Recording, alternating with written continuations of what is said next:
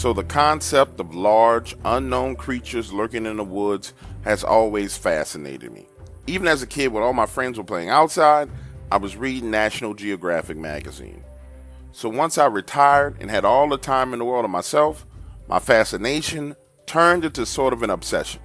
Working as a petroleum engineer left me flush with cash, so I started out searching for these creatures. The search took me all throughout the United States. And I'll tell you, my first 4 trips were epic fails. I got nothing more than mosquito and ant bites. The next 3 trips were disasters of epic proportions. During one of these excursions, I found myself hauling ass from a tornado in Oklahoma. But it wasn't until I went down to Texas and Louisiana that I started to get some traction. And by traction, I don't mean much. I got into some areas where I knew the creatures were, but even then, my experiences were limited to musty smells and the woods going quiet. Around that time is when I first ran into this gentleman named Skinny. You see, I accidentally wandered onto Skinny's property. Picture this, early one morning, I'm tracking along in the woods. No fence, no markers. I'm walking around, and I hear a voice saying, "Hey, what the fuck are you doing on my property?" For a moment, I thought I was hallucinating. Looking around, I couldn't find the source of this voice. It seemed as if it was no more than 20-30 yards away from me. So I raised my hands and say, "Sorry, didn't know I stumbled onto someone's property. I apologize. I'll head back out right now." As I turn to walk away, I hear the sound of a round being chambered in a rifle. Then I hear him again. "Didn't say you could leave. I want to talk to you." Looking around, now I see him, motion, 20 yards away, up in a tree. Now, I spend a significant amount of time in the woods, and I've seen camouflage. But what this man was wearing was different. It seemed like it damn near made him invisible. Mentally, I'm saying to myself, "Oh, Willie, this is a difficult situation. My shotgun is slung across my back. This man has his rifle slung across his chest, military style, which will make it extremely easy for him to raise, point, and shoot." As he moves closer and closer mentally, I'm saying no sudden movements. I don't want to give this guy any excuse to pull a trigger. 15 yards away, I nervously smile and say again, "I'm sorry, didn't mean to wander onto your property." The closer he got, the more information I was able to gather from the look of his face, the way he moved, the way he held his rifle. This dude was military, late 40s. Now, I'm good at reading people, really good. And I could tell that this dude did not believe a word I had said already. He comes to a complete stop about 12 feet away from me, keen eyes scanning me up and down. And he asks the question again, "So what you doing up here on my property?" "Well, sir, truth be told, this is going to sound a little crazy, but I got turned around. You see, I'm a Bigfoot researcher, and I was in the area searching for Bigfoot." There you go, I said it. I was searching for Bigfoot. Nervously, the words fell out of my mouth just like that. He looks me up and down again, takes 3 steps forward, extends his hand, and says, "People around here call me Skinny. You say you're a researcher, huh? Well, you don't know how many times I done had to run people off my property that claim they Bigfoot researchers. I had some researchers last year come out here. Went up to the northeast end of my property. I tried to warn them, but they didn't last more than an hour and a half out there.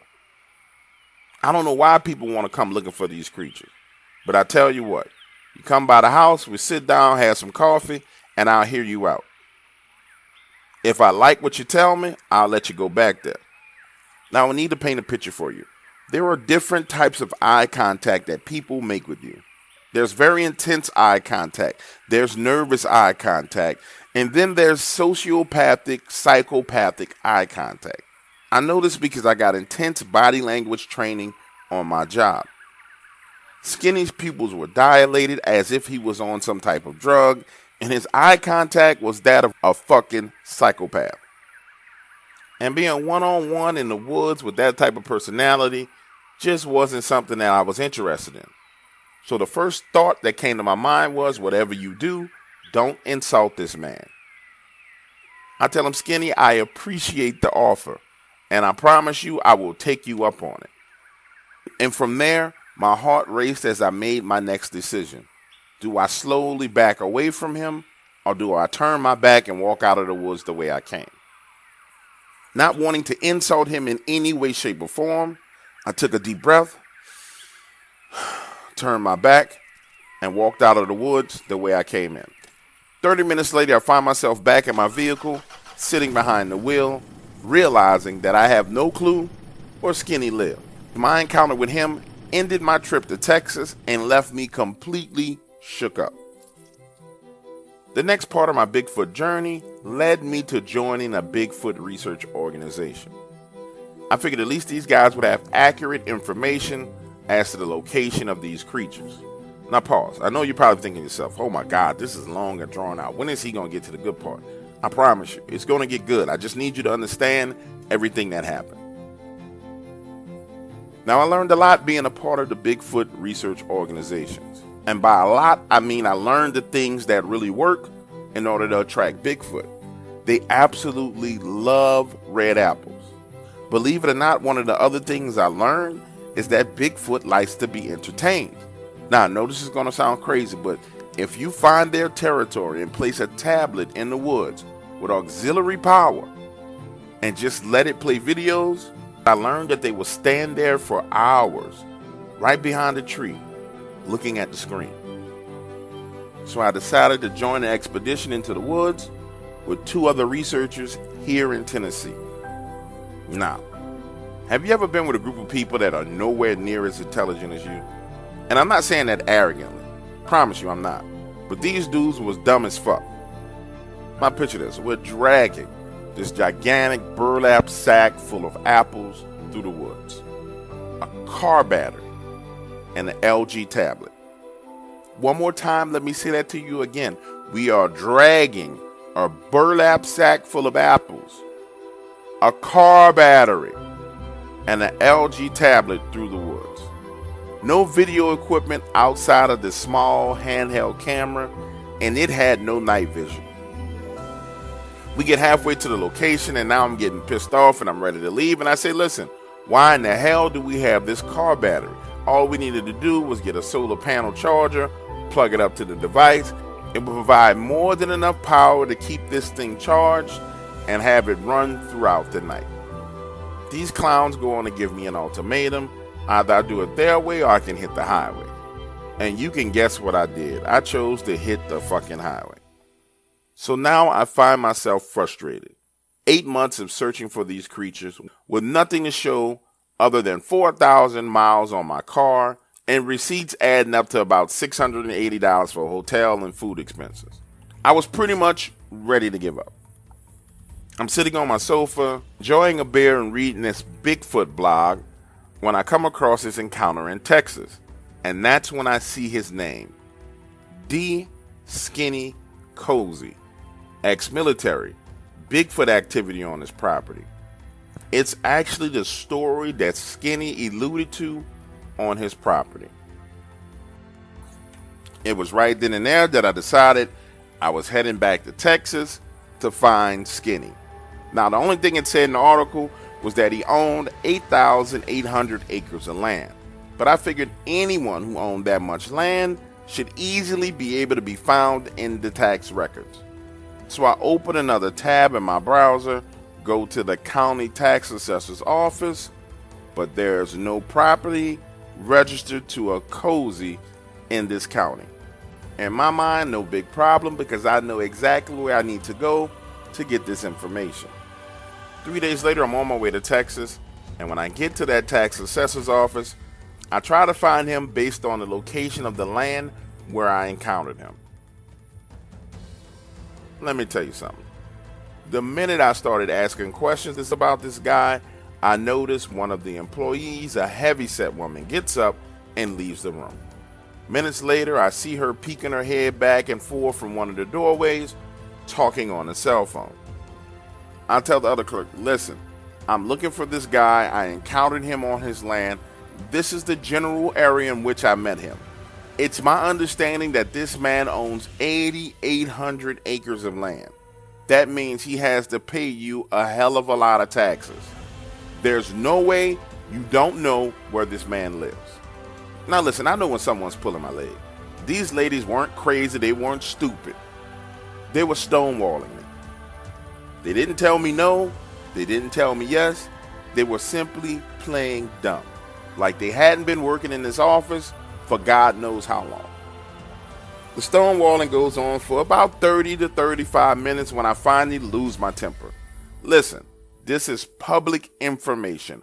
All tax records are public information. Just give me the fucking information. Behind me, a door opens, and I hear his voice. Somebody said that you was looking for me.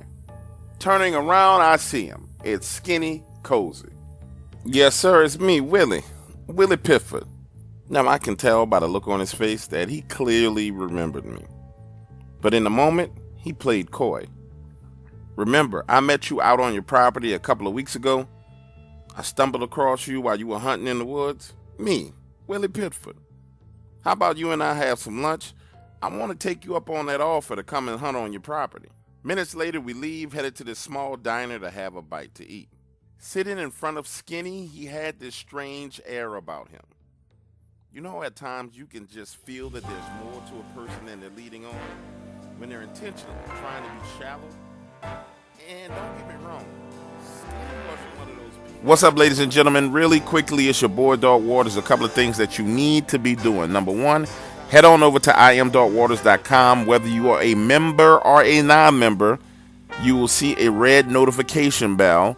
Click that bell, allow yourself to receive the notifications. The exact same way you receive notifications on YouTube, you will now receive them from my website.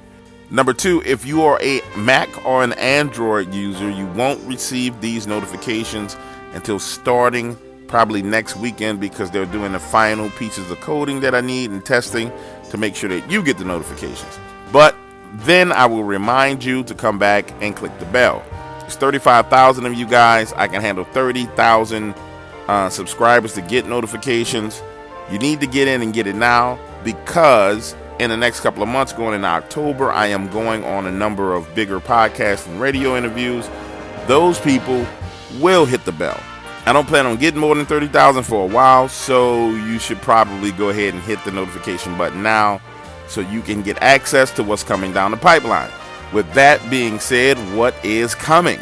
If you've been receiving the notifications already, then you've seen the live stream tests for video streaming, for the streaming video show that's coming down the pipeline.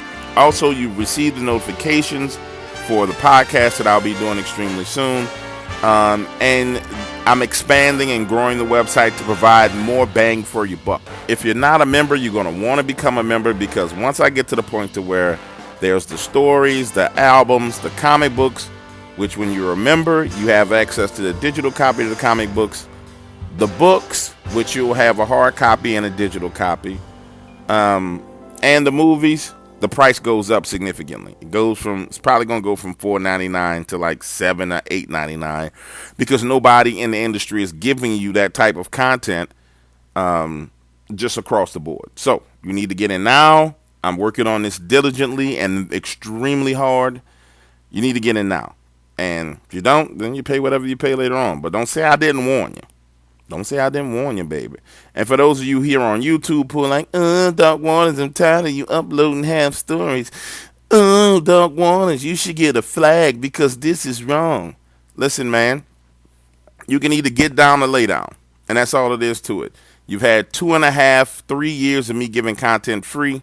The website has been up for almost 2 years, so people have been paying for over 2 years.